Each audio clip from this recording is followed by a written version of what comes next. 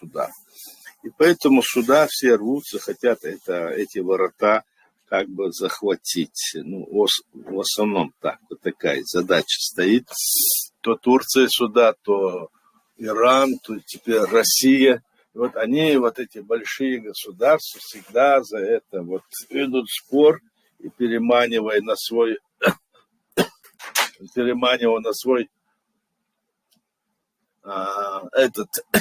сторону какие-нибудь стороны, скажем, народы, которые проживают на Северном Кавказе и Южном Кавказе. Если мы посмотрим, то мы обратим внимание на то, что это всегда вот такая ситуация происходила. Из истории видно, что иногда, северно-кавказские народы организовывались так, что нападали на другие народы вместе с империей. Знаете, то, крымских татар организовывали на Кавказ, направляли, то, северо-кавказские другие народы направляли. И вот мы в последнее время тоже знаем, когда вот в 94 году, скажем, вот эта экспансия началась против Чеченской республики Ичкерии, то сюда привлекались чуть ли не все народы, представители народов, которые шли войной, скажем, на Чеченскую республику, чтобы сломить его сопротивление. И в числе их армий были разные представители, начиная с Дальнего Востока народов и Кавказа, со всех сторон, в том числе и союзных бывших республик, теперь государств. Эти люди организовывались всегда для того, чтобы вот так вот, стравить нас, чтобы мы все потом оказались обижены друг на друга. Вот вы проходили, вы нас били, убивали. То есть это политика этих империй для того, чтобы нашими руками нас самих и задавить. Вот о чем речь. Наша задача состоит в том, чтобы освободиться от этих, как вот говорили и президент Дудаев, Гамсахурдия, чтобы освободиться от этих нападений, объединить вот этот северный и Южный Кавказ, хотя там Северный и Южный Кавказ нет, просто Кавказ, они просто его поделили, так говорят, за Кавказе, Кавказ говорят, на самом-то деле. Вот как мы можем это сделать? Возможно ли это сделать? Что мы должны для этого делать? Вот несколько вопросов возникает. Люди говорят, вот мы будем бороться, мы пойдем, побьем тех или никогда не сдадимся. Вот такое тут происходит, просто говоря. Но вопрос в том, на что мы должны опираться вот, для того, чтобы иметь эту победу, чтобы мы могли, скажем, опираться на какие-то международные принципы, законы или то состояние, которое есть в мире, и чтобы оно было применимо и к нам, и чтобы остальные государства мира, скажем, большие государства мира, да, или те, которые соблюдают в ООН, там, в Евросоюзе и в других там, таких больших вот объединениях, чтобы они помогли нам, чтобы мы могли на этой платформе действовать. Наша-то беда, скажем, в кавычках, в том, что мы-то действительно прилагаем очень большие усилия для того, чтобы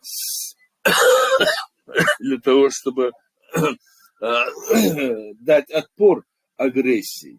Вот Чеченская республика более 250 тысяч человек потеряла за те войны, которые были против нас организованы в России в последнее время. Некоторые говорят больше, но я знаю примерно вот так, вот ту цифру, которую я знаю, говорю. И вот что нужно нам делать для этого? Для этого, мне кажется, мы должны в первую очередь думать о том, где же вот те ошибки, которые с нашей стороны, и которые нам как раз ставят упрек.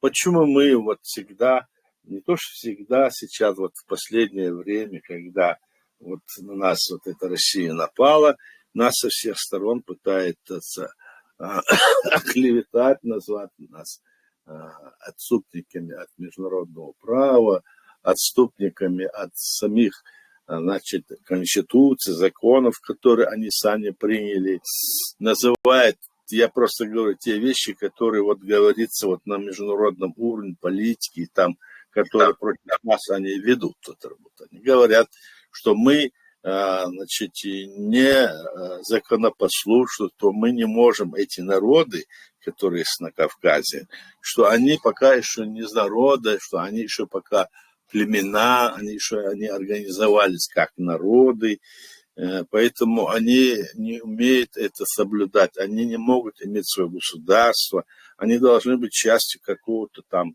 империи или большого государства. Вот что против нас выставляет. То есть мы понимаем из этого, что мы должны держаться какой-то определенной линии, которая есть, превалирует во всем мире. То есть современное международное право. В соответствии с этим мы еще в 91 году, 90-м году, еще будучи в Советском Союзе, наш народ, к примеру, я беру за чеченский народ, мы, значит, приняли все те положения, которые необходимы с точки зрения международного права, и создали свое государство. А когда Советский Союз они развалили, будучи одной из союзных республик Советского Союза, мы по праву имели, значит, заявить и написать свою конституцию, принять ее нашим парламентом, как это положено, так, и заявить, что мы независимое государство. Нас признала тогда Грузия, теперь нас признала это Украина, до этого нас признавала там это Кипр, который, признает, допустим, Турция, признает она, потом нас признавала этот Афганистан, признавал. Как бы то ни было, те страны, которые в мире были Организацией Объединенных Наций, нас признавали. Может быть, они где-то были и нехорошие, или плохие, авторитет у них нет. Но вот эти страны, они нас признавали. И вот в последнее время, в 2022 году, вот, нас признала и Украина. Теперь, что же происходит у нас сейчас? Почему мы не можем открыто эту работу вести на Западе? Почему не можем вести на территории Чеченской Республики? Как объяснить это нашим людям? Что нам делать для того, чтобы сказать, что мы являемся народом, который по праву создал свое государство, что мы являемся народом, который сегодня борется за освобождение нашего государства. Большая ошибка бывает, когда нам навязывают, а мы сами говорим, что мы боремся за независимость, мы говорим. Нет, мы борем не за независимость.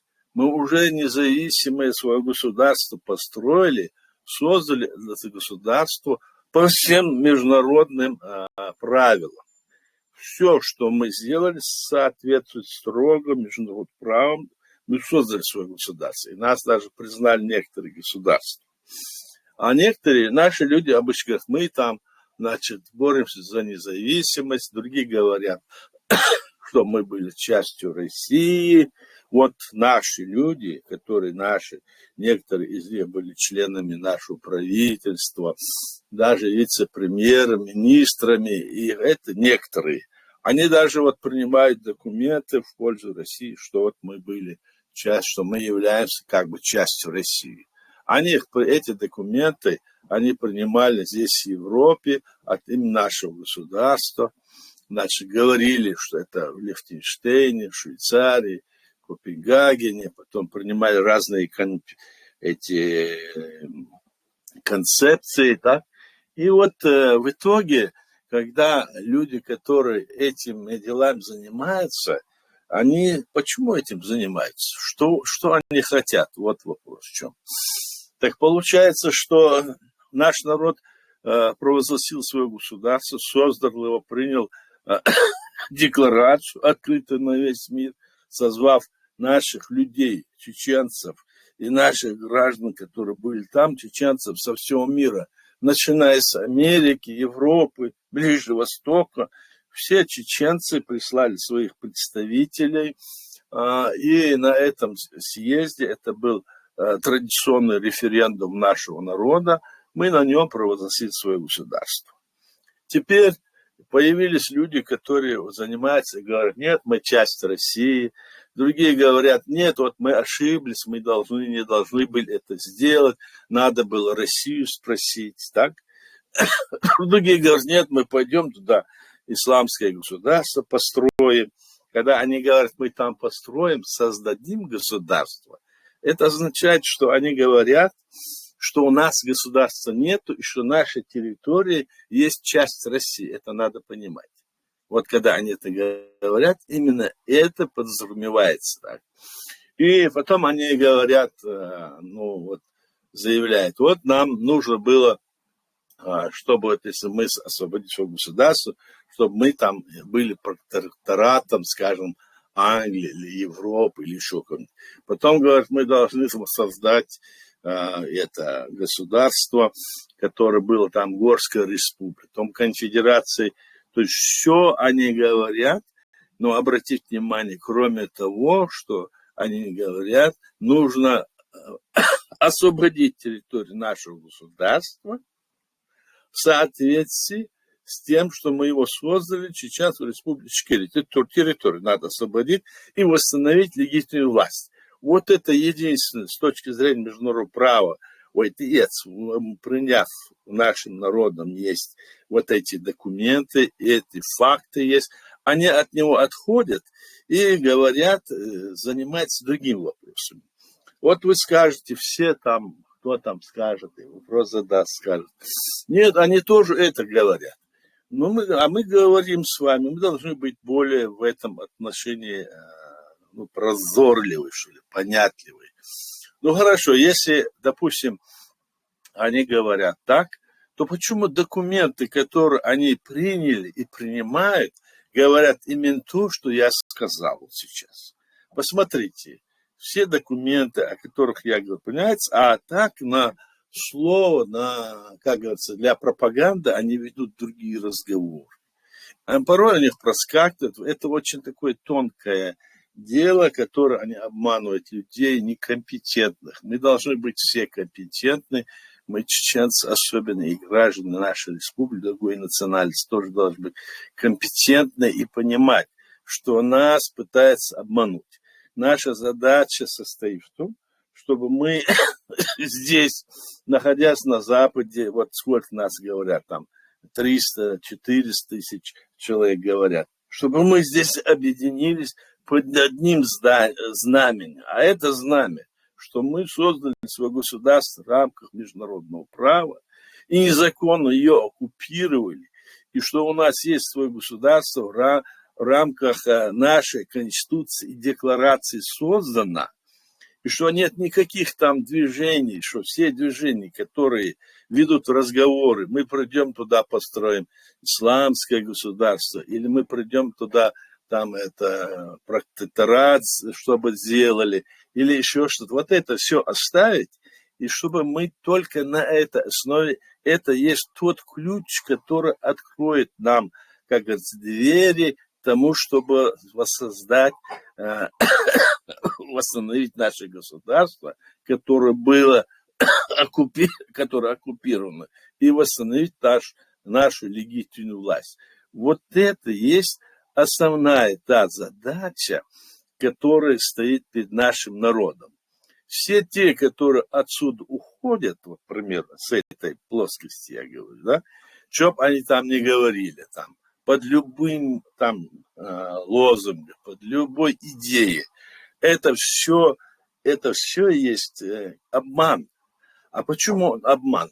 Потому что в мире действует современное международное право. А раз современное международное право действует, значит, и мы должны к этому созданному, по этому правилу действовать. Вот так вот. А отход от этой линии, это есть как раз то, что нужно нашему врагу Кремлю. Вот о чем я хотел сказать, чтобы вот задать вот эту тему и вокруг этого поговорить. Кто этим занимается? Почему они занимаются этими делами?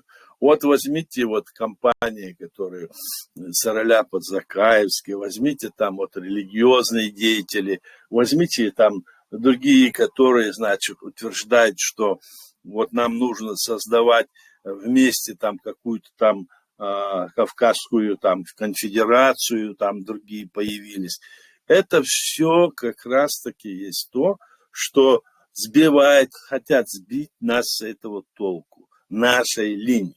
Поэтому все наши люди, которые находятся в мире остальном, и все люди, которые находятся у нас там на территории Чечни, должны понимать, что только этот ход, только эта, значит, линия есть правильная линия, которая даст нам возможность решить нашу проблему по деоккупации территории и восстановлению нашего государства. И вокруг этого мы должны объединяться, делать все возможное от нас, каждого зависящее. Вот этот путь только есть правильный, остальные все пути это есть то, что нужно нашему врагу. Вот это заявление должно с наших уст звучать, и мы должны понимать, что оно только и есть то, что нам надо, и в этом направлении нам всем работать. Вот я закончил коротко. Пожалуйста, если есть кто выступить, и добавить вопросы, пожалуйста. Это очень важно, то, что вы сейчас нам рассказываете, и это нужно вновь и вновь повторять людям, потому что реально есть религиозные, так сказать, деятели, хотя они не религиозные, абсолютно не имеют многие образования, просто душой, сердцем они стремятся к тому, чтобы помочь русским уничтожить Ичкерию, демократическую, правовую, и воссоздать. Ничего они не могут воссоздать, только они говорят, что они могут. То же самое делают и остальные. Это правда. Я бы хотел задать один вопрос. Очень интересное тут событие произошло на днях. Да. И к нам во временно оккупированную Чеченскую республику Ичкерия приехал бывший экс-разведчик Соединенных Штатов Америки Скотт Риттер. Ему царский прием организовал Кадыров, пляски, танцы, там все такое, и плюс выстроил всех бюджетников, одел их в форму, там есть и действующие в запасе, там, российская пропаганда говорит, что 25 тысяч он там собрал, и произошел такой удивительный такой момент. Я вчера обсуждал у себя в этом стриме, и хочу твое мнение тоже узнать по этому поводу. И Рамзан Кадыров передал 20 фамилий украинских военнопленных, которых Скотту Риттеру, которые он должен был передать американскому правительству, Госдепу, для того, чтобы обменяли вот эти 20 украинских военнопленных на то, чтобы снять санкции с мамы и там детей Рамзана Кадырова. Затем русские националисты подняли, как обычно, вой, и Скотт Риттер не взял это, он сам об этом говорит, он не взял этот список, сказал, что это между Россией и Украиной, и это его не касается. И после этого Рамзан Кадыров сказал, что это был жирный троллинг там, и так далее, и тому подобное. Пошел на попятную. Без сомнения, там были Аптия Лаудинов, Магомед Даудов, вот эти все головорезы, преступники, которые там есть, они присутствовали. И без сомнения, вот этот ход Кадырова был сделан по приказу Путина, и России, ФСБ. И вот как ты думаешь, что это могло быть? Что это такое? Ненавистная Америка? Они пытаются через Скотта Риттера договариваться? Или что это? Что я думаю об этом, наверное, то, что думаете все, что человек, который приехал с Америки, это пробный такой шар, который закатывает, потому что в Америке тоже есть же сторонники России, как мы знаем с вами, так? И они, вот вроде бы он какой-то там большой специалист по военным делам, но его приняли, и они хотели какую-то там сделать, маску, что ли, или какую-то там форму такого, каких-то вот договоров, чтобы начать с Украиной. Украина же заявила, что до окончания полного освобождения территории никаких мы не будем с вами вести переговоры. Освободить нашу территорию только тогда, а все остальное потом. Это мы знаем. Так? А это, конечно, это ходы такие, которые хотят как-то, значит, здесь сделать Россию такой вот стороной, которая хочет пойти на переговоры. Эти разговоры идут, мы знаем, что как будто тайно встретились в Испании, тайно встретились там, Россия и Америка. Это провокация с моей точки зрения. Понимаете? Если это где-то было и есть, то оно обязательно вскроется. Но точно я знаю одно, что если Украина пойдет на уступки в этом вопросе, то в конечном итоге все это завяжется, это может стать, так сказать, замороженный конфликт какой по каким-то там частям по Украине, допустим, восточной территории или Крым, они могут к этому как бы стремиться. Они видят, что Кремль видит, что ситуация как-то вот усложняется для них, но они ведут информационную войну. То есть мы с вами знаем, если помните, что мы видели, что происходит у нас тогда, вот, когда они шли на нас, это все, какую они пропаганду живо вели. Настолько лживую, бессовестную пропаганду вели. Все, что не было, они говорили. Сейчас они говорят. Если появляется вот такой какой-нибудь там американский там деятель, то это может быть действительно какая-то утка, закинутая для того, чтобы американцы выставят американцев в роли той стороны, которая якобы сегодня может на стороне России. Но это же не официальный человек. Этот человек, он не официальный. Он когда-то был там военным, где-то там служил, это то. Но официальная власть Соединенных Штатов Америки, Запад об этом не говорит. Вообще не говорит, слова нет. А это пропаганда. Вот что я думаю. И такой пропаганды, этих фейков достаточно. И тем более, что он не взял вот это все. Это тоже говорит, что он правильно сделал, не взял. Видимо, там они какие-то там прощупывают. Есть такие частные дела. Мы знаем, что вот есть же американские выборы, которые приближаются. И там разные сторонники. Есть сторонники, которые хотят, чтобы Украина там где-то остановилась, что-то отдала свою территорию, чтобы успокоилась Россия.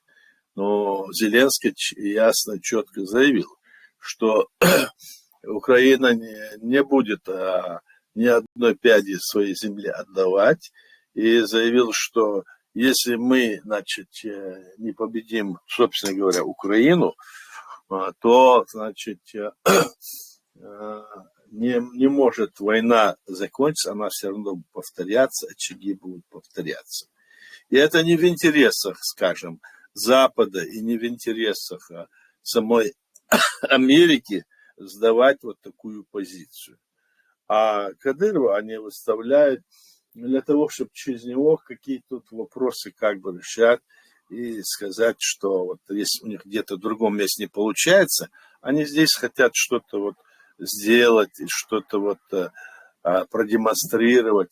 Но это нисколько не означает, что этот вопрос ими, значит, на официальном уровне обсуждается. Вот когда Зеленский летал в эту Аргентину, там, тоже эти разговоры шли, что якобы там какие-то будут. Потом где-то там в какой-то исламской стране тоже давно ведутся эти разговоры, но мы видим, что вопрос стоит о том, что остро стоит вопрос о том, что необходимо сейчас финансировать Украину, а оружие уже подведено, и все, что они требуют, находится чуть ли не на границе уже Украины подведено, и нужно, чтобы себе Конгресс, там, Сенат решили вопрос финансирования. Это ждут вот сейчас, февраль, март, этот вопрос должен решиться, и тогда все это вооружение придет на использование Украины. Об этом информация идет со всех сторон, с официальных источников и таких частных. Вот что я думаю по этому вопросу.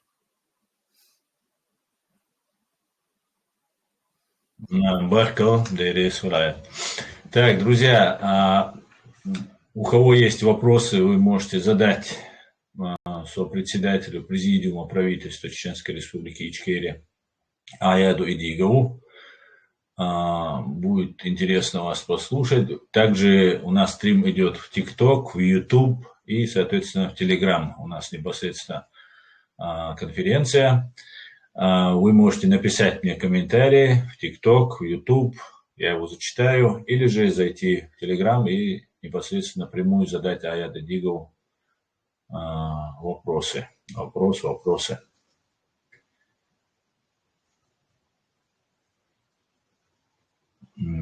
Так, пока вопросов нет. Аят, мы обсуждали с тобой по поводу того, чтобы конференцию, онлайн-конференцию, как эту, раз в неделю хотя бы проводить на чеченском языке, потому что здесь в Европе живет очень много людей, которые не говорят на русском. Молодежь наша не вся говорит здесь в Европе на русском. И наше старшее поколение не очень говорит. И удобнее говорить бывает на чеченском. Некоторые стесняются говорить не на чеченском.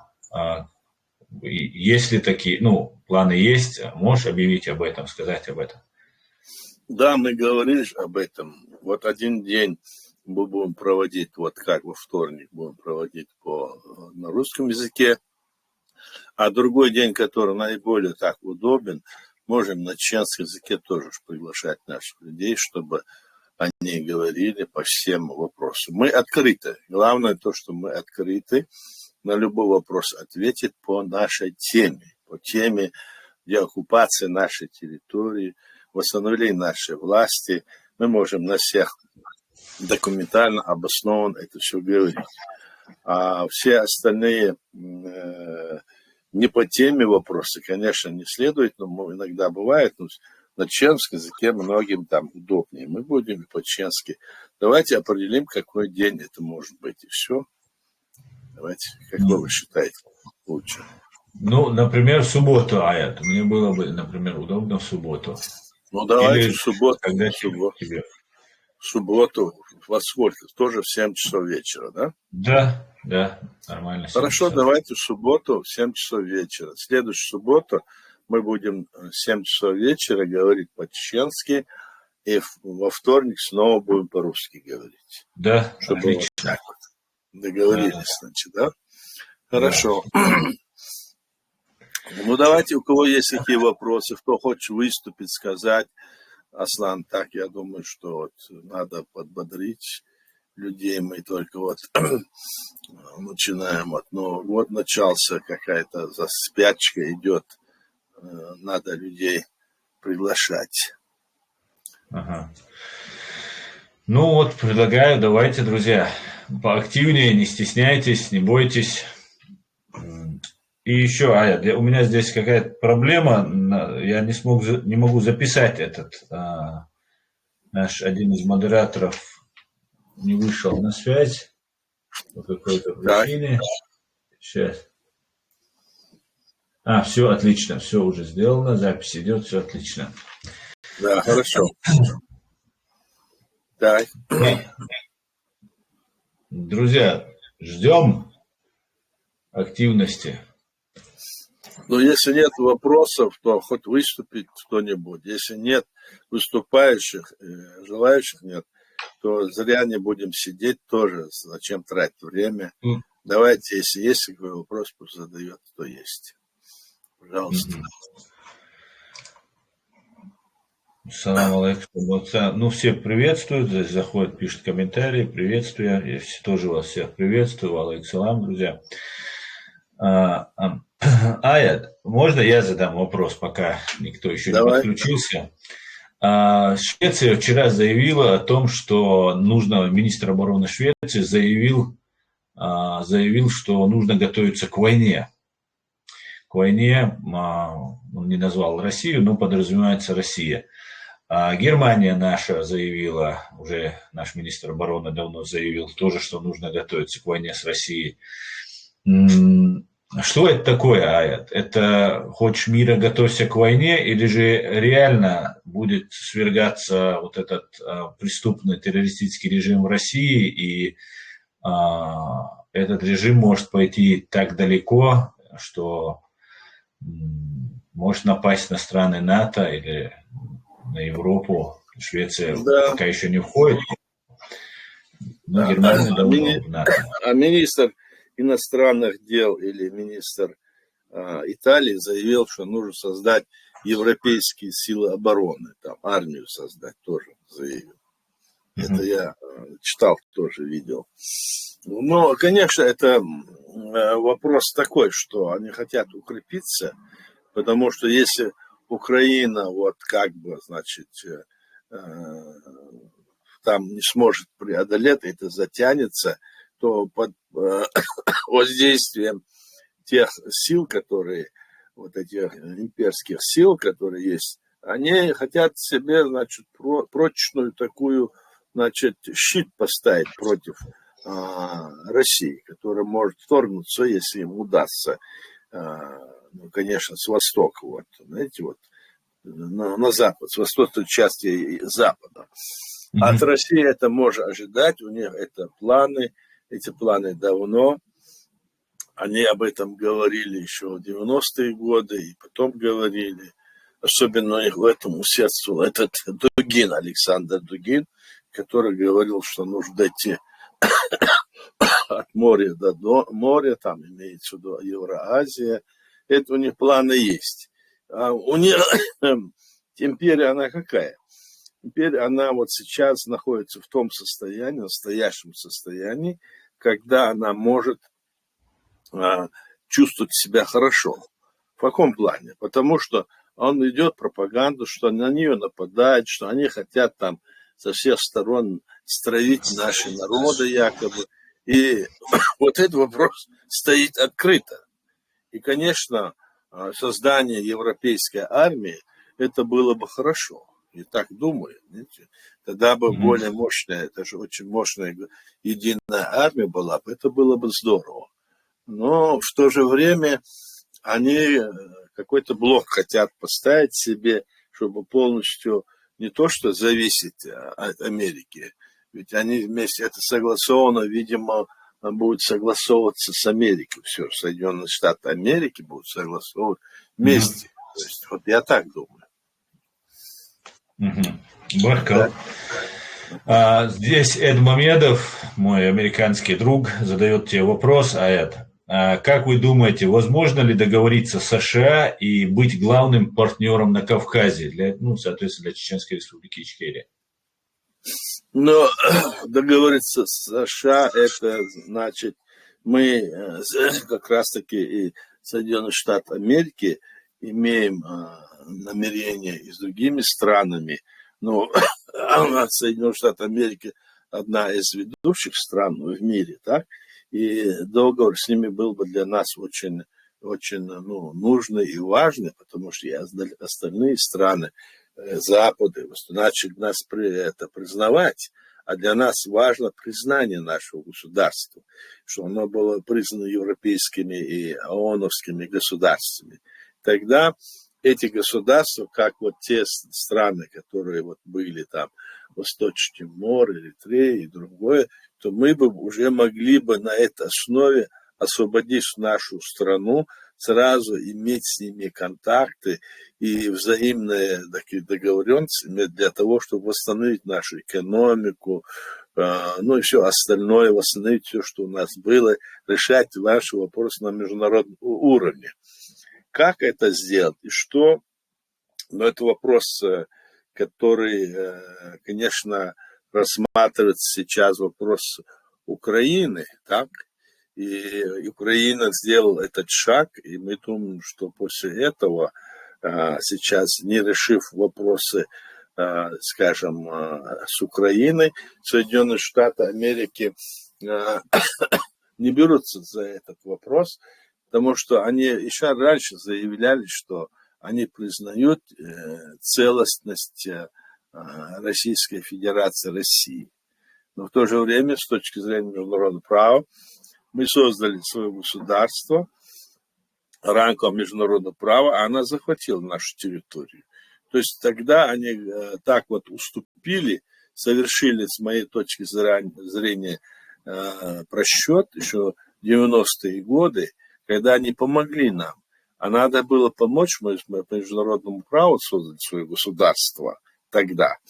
И если бы тогда, скажем, этой империи, этой власти там хребет надломили бы, сегодня бы не было бы территории, захваченной Грузии, Молдовы, Украины. И сегодня, если позволить дальше действовать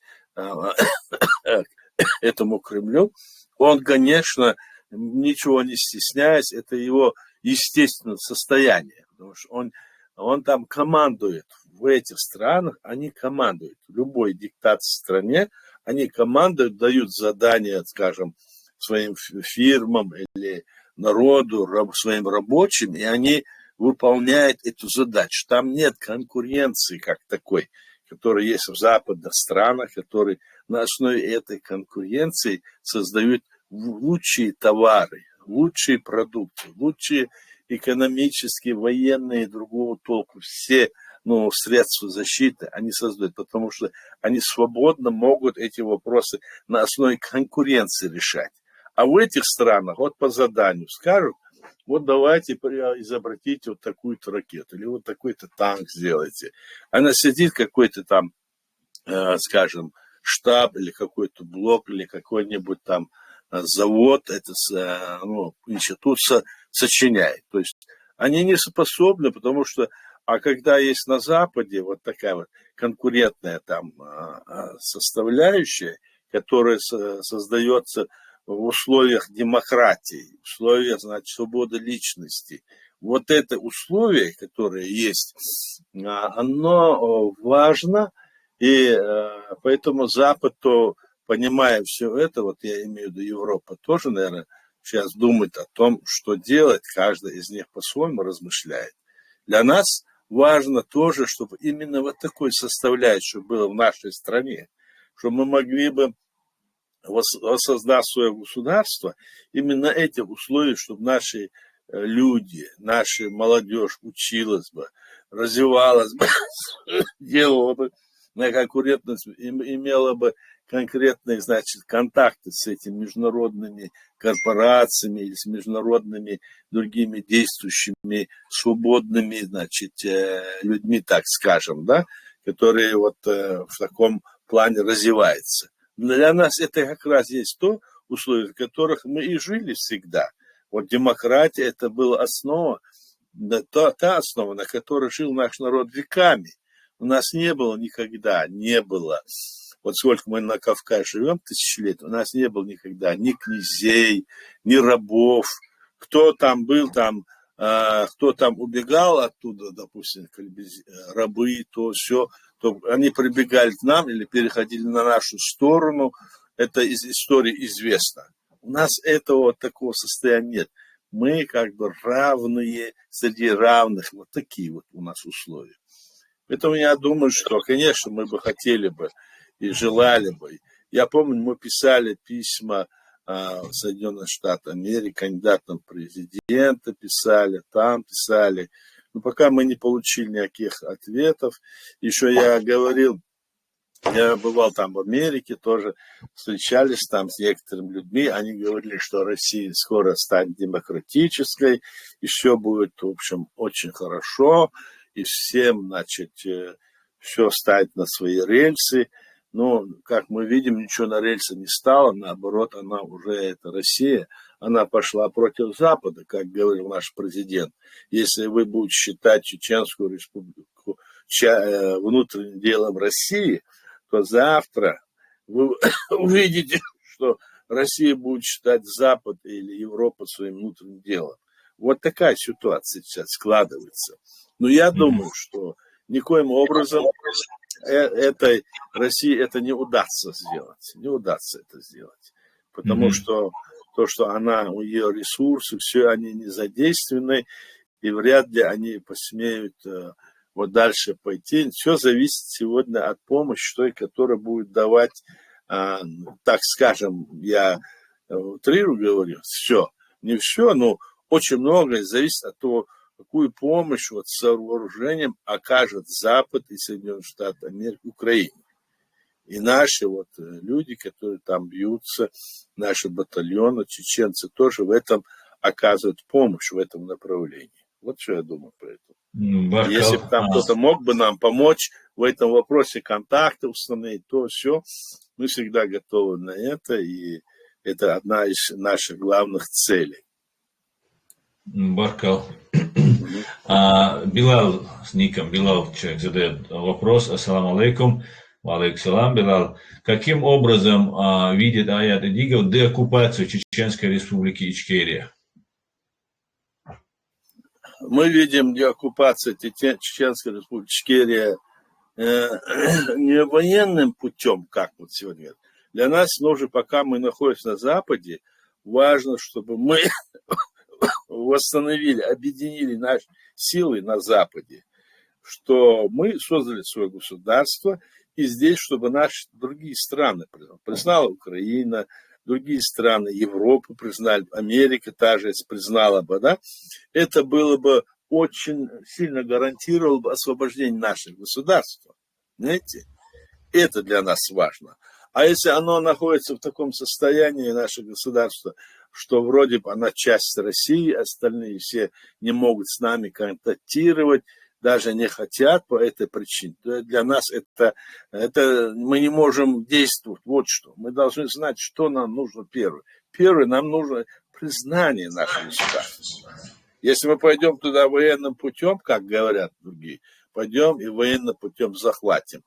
Ну что тогда Россия забросает там нас, скажем, наших людей забросает, там вооружений много, бомбами, ракетами, кого можно убьет, кого снова сядет там.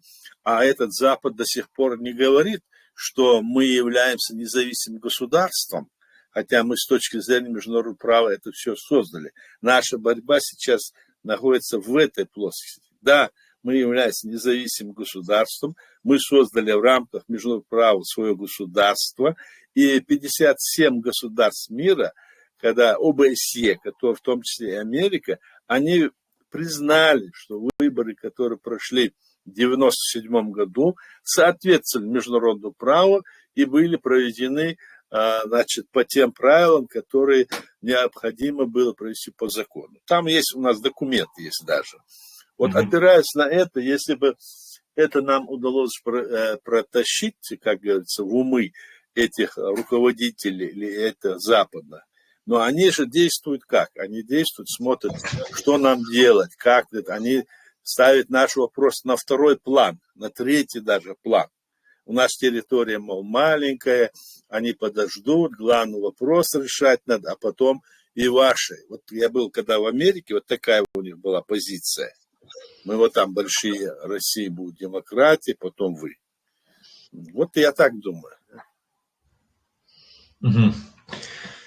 Аят, здесь еще один вопрос задается по поводу, можно ли договориться, почему не договариваетесь с Закаевско-Сараляповской вот группой?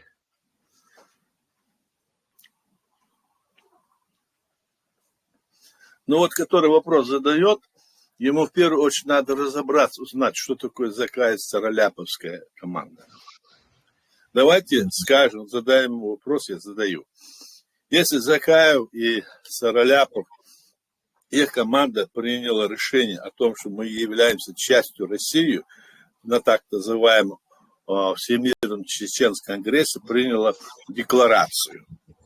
Они говорят, что мы часть России, как и это. Потом они где-то собираются, говорят, там хитрят вместе с этими российскими этими демократами, которые здесь на Западе есть тоже, которые крутят. Вместе с ними они там говорят, что мы там будем что-то делать. На словах говорят одно, а приняты документы другие. На словах говорят одно, а приняты ими документы другие. Посмотрите их выступления, посмотрите их разговоры. Мы стоим строго на плоскости нашей Конституции и Декларации. Мы им говорили много раз, даже последний раз мы говорили, вернитесь в конституционное поле. Вернитесь в конституционное поле. Нет, они не хотят. Они работают отдельно, их работа вся направлена с точки зрения принятых ими документов. Это работа на пользу Кремля, на пользу империи против нашего государства, царя. Вот что дело. Можно с ними тогда объединяться? Как мы можем объединяться? Вот вопрос в чем. Если мы объединимся с ними, то мы должны стать таким же отступником от нашего государства, предателем нашего народа и государства. Или мы будем на своей позиции, которую принял наш народ, держаться. Вот поэтому надо разобраться всем, почему они не разобрались, это я это сказал в самом начале. Вот они, допустим, так. Еще в 95-6 году они начали заявлять, что вот мы там не совсем это, мы хотим, значит, чтобы здесь остались какие-то российские там бригады. Мы не говорим о нас, признать нас, нам не нужно признание нашего государства. Они делали заявление. Кстати, это Закаев делал тогда. Хотя ему никто таких полномочий не давал, абсолютно. Его Москва вытаскивала, ставила, он здесь на весь как бы мир эти заявления делал.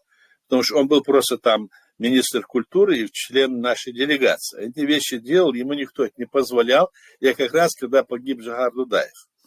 Потом дальше они начали эти дела снова творить. И в 99-8 году этот Закаев там, значит, поднимал этот вопрос. Мучили они и со всех сторон, и так нападали, я так скажу, на Масхадова, чтобы он принял там шариатское правление, указ. Мы этот указ парламент отменили, а они все равно сидели и делали заявление, что мы готовим шариатские конституции. И возглавлял это все время тогда Закаев. Потом в 2001, 2002, 2003 года они снова, значит, и вот я, что я назвал, эти годы они занимались, здесь встречались с русскими, там были и другие, и там было принято решение о том, что мы являемся частью России, договаривались они. Эти документы есть, опубликованы в Вашингтон-Посте, в газете есть. Потом они уехали, после всего этого уехали в Копенгаген, и там как будто от всего чеченского, Всемирного чеченского конгресса, они его так назвали. Но там никакого Всемирного конгресса не было. Там был Хасбулатов, вот этот Закаев, его окружение, так, и некоторые там заблудшие люди, они его так назвали, и там приняли резолюцию, что якобы мы являемся частью России. Там прям так написано. Но там написано, что все будем решать на основе плана Хасбулатова.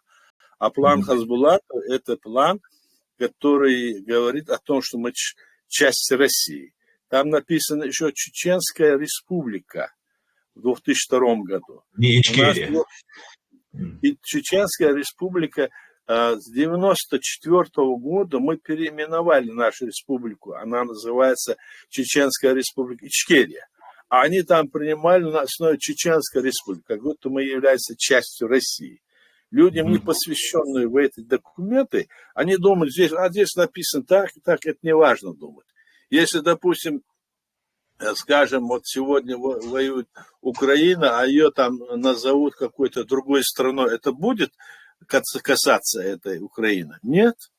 Вот так и нас. У нас была Чеченская республика, они взяли, незаконно вписали нашу республику в свою конституцию незаконную. И нам надо было обозначить, что с этих пор мы не являемся частью, а мы тогда сделали Чеченская республика Ичкерия. 16 января 1994 года все, что было после этого дня, все должно быть как Чеченская республика Ичкерия. А они там пишут Чеченская республика. Потом план Хасбулата. Это все документ, который говорит, что мы являемся частью России. Можно с этими людьми договариваться или нет? Вот вопрос. Почему они это делают? Вот вопрос задать. Почему они это делают? Им никто этот вопрос не задает, а когда мы задаем, они молчат, рот не могут открыть. Почему? Вот задавайте им эти вопросы, спрашивайте этих самозванцев, которые незаконно сами себя объявили таковыми. И это почему не, они... это... Да? Да, слушайте. Да, я закончил. И почему они нашу Ичкерию считают частью России, называя ее Чеченской республикой без слова Ичкерия? Да, конечно. Еще один вопрос, Аят, что как вы думаете, спрашивает Эд, возможен ли такой сценарий? Фашистская Российская Федерация устанет, и они применят ядерную бомбу. И вот тогда Запад применит фашистская Российская Федерация японский сценарий. Как вы думаете, это возможно? Я не думаю, что... Допустим, по Украине, если они применят. Эти имперцы, которые сидят там во главе, да, они не сумасшедшие. Они очень за свои шкуры боятся. Они в первую очередь, потому что за свои шкуры боятся, они это не сделают. Во-первых. Во-вторых, если они это сделают, они понимают, что будет конец им самим в первую очередь. Они, их дети, все будут, те дети будут излавливаться по всему миру, и они будут казнены, и они это понимают. Они не хотят, просто они угрожают. Не будет этого, я так думаю. Потому что бомба есть не только у них, а есть у многих стран. Особенно у Запада есть вот, Франция и другие страны, Америка, есть видно, и Англия там, и даже вот в Пакистане есть, Израиле есть, Китай есть. Ну, в общем, это все известно, так? И они на это не пойдут. Просто это, если, допустим, на них ударят бомбы ответной, а если это начнется, эта война, это может вообще катастрофой мировой быть. Поэтому здесь вопрос такой, что они на это не решатся. И даже те, которые вокруг находятся этого, скажем, главаря в России, они там найдут способ, чтобы убрать его тогда, если он на это будет идти. Я так думаю. Тогда еще один вопрос. Есть такой, разные пропагандисты российские, не буду их фамилии называть, заявляют о том, что Путин умер там и так далее, лежит где-то в морозилке, и сейчас на виду двойник его изображает, играет роль, и что власть уже у Патрушева, там все такое. И есть основания полагать, что, скорее всего, они пытаются таким образом, готовят почву для того, чтобы спрятать Путина, куда-то его убрать, и заявить о том, что он умер, его нет, и вот в этот момент уже тогда войска в Украине могут вернуться назад, ведь президента нет, все, бардак, возвращайтесь, и и их вернут в Чеченскую республику для того, чтобы как раз вот это та провокация, которая давно вот эти русские либералы нам заявляют о том, что там Кадырова будут сами чеченцы убивать. И вот таким образом Ахмед Закаев, там разные в Турции есть товарищи, даже в Украине есть, которые говорят, что они хотят вернуться и свергнуть Кадырова. Я не думаю, что Кадырова если вот эти вот люди, которые говорят, что Путина нет, мы же видим, что Путин есть. Взгляните на него. Те же его глаза бессовестные, те же его выходки, это его амалошки, это все, это его этой привычки. Это голос нельзя подделать, это голос. Оно видно же, что это он. Ну, могут подделать, но для нас, собственно говоря, разницы нет. Путин или Патрушев или Василий Иванович будет. Разницы нету. Для нас нужно, чтобы эта система власти, которая гнобит эти народы, так, и нашу территорию оккупировал, так, чтобы ее эта система власти не была.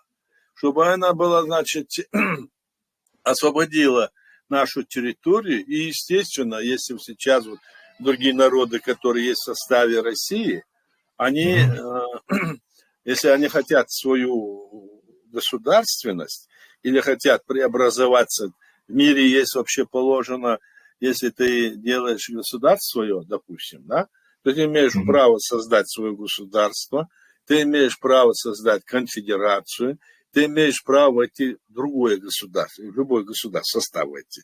Вот эти три момента могут применить те республики, которые есть, скажем, в составе России сегодня.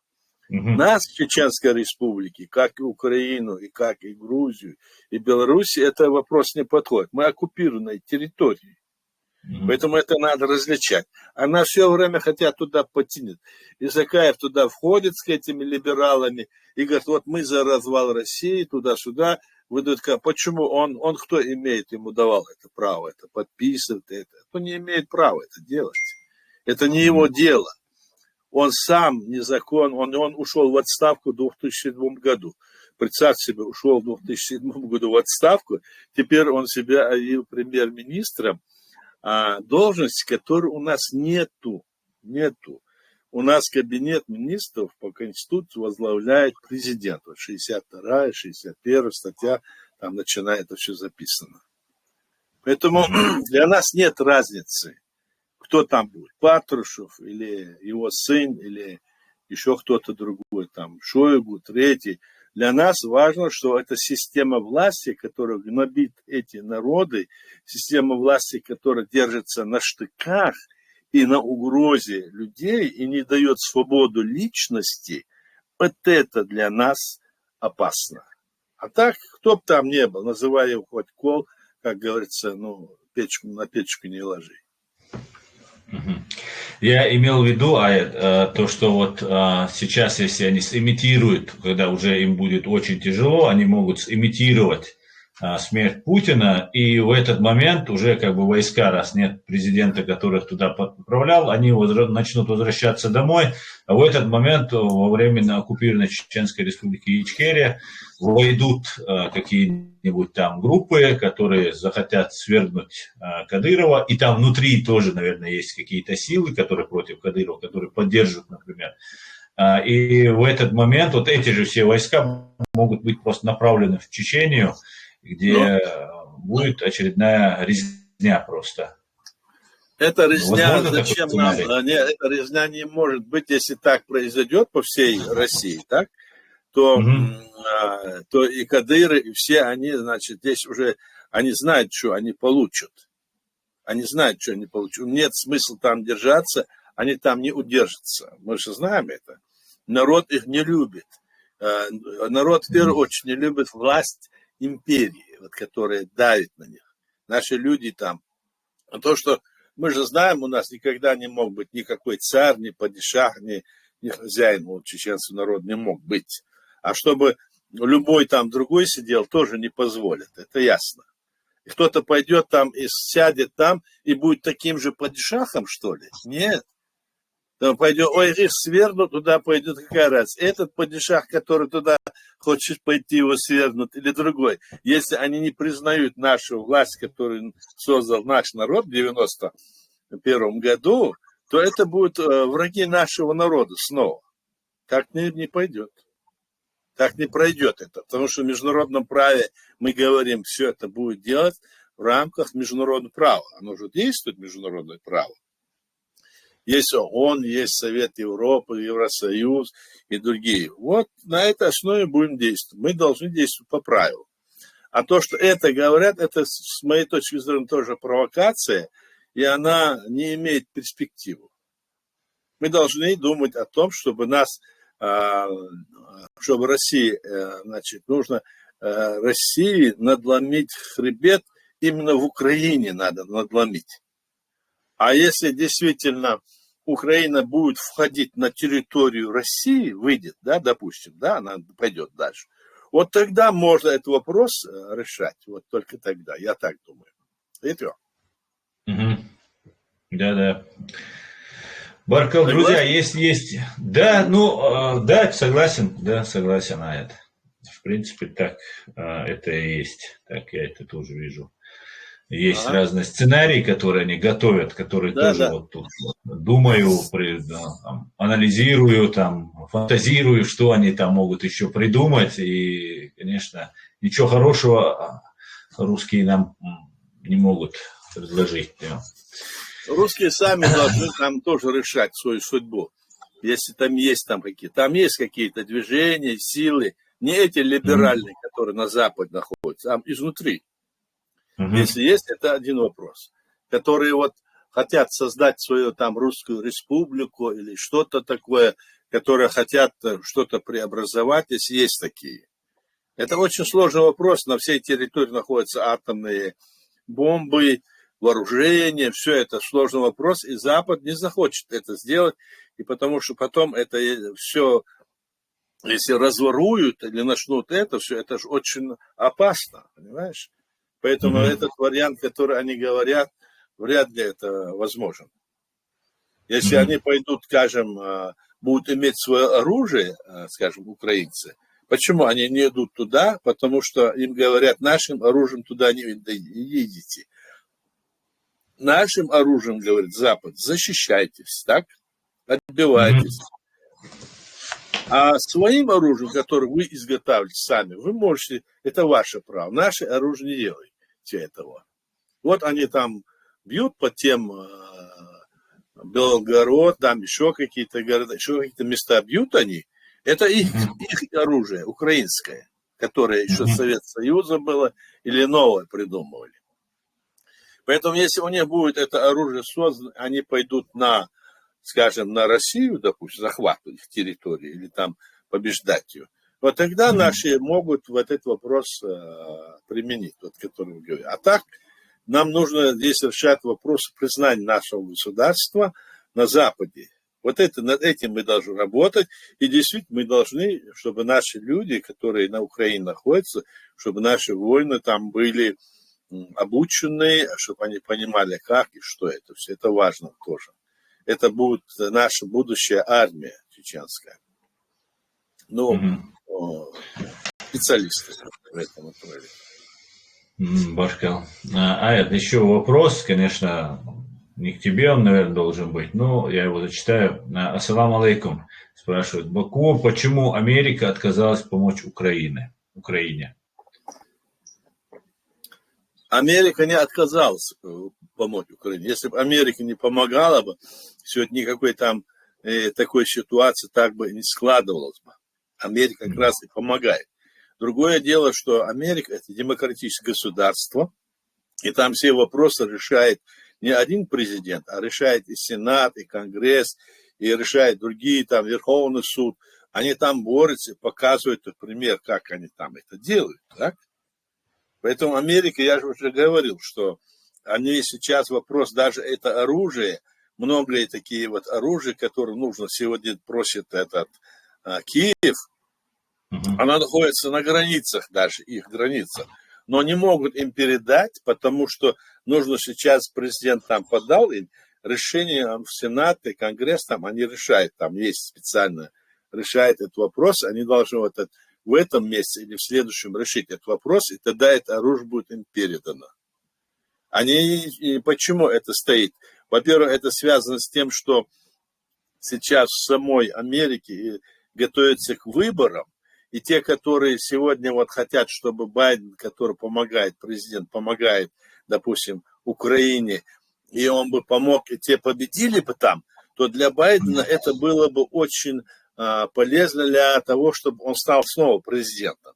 Чтобы он это не стал, Украина их в голове нету, они борются сейчас между собой. Они пытаются там всячески там блокируют эту помощь, чтобы не дали, чтобы пришел туда новый президент, это, к примеру, это Трамп или другой. Это консерваторы. Вот такая там идет борьба. Вот в этом-то и причина вся сейчас. Баркал, Дересву, благодарю. Друзья, если есть вопросы, напоминаю, Аят Эдигов, сопредседатель Президиума правительства Чеченской Республики Ичкерия в прямом эфире. Можете задавать вопросы, пишите мне в ТикТок, в YouTube, ну или же напрямую в Телеграм, если у вас есть вопросы, задавайте. Не стесняйтесь.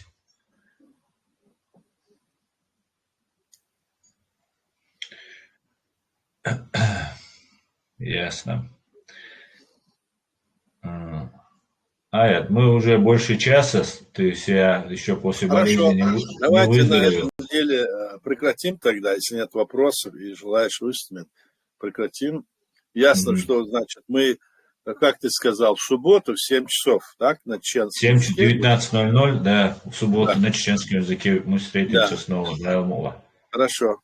Спасибо всем вам. Все, Дересвуль, Аят, за такую интересную беседу. Адикюэль. Давайте, адикюэль. Давай. Так.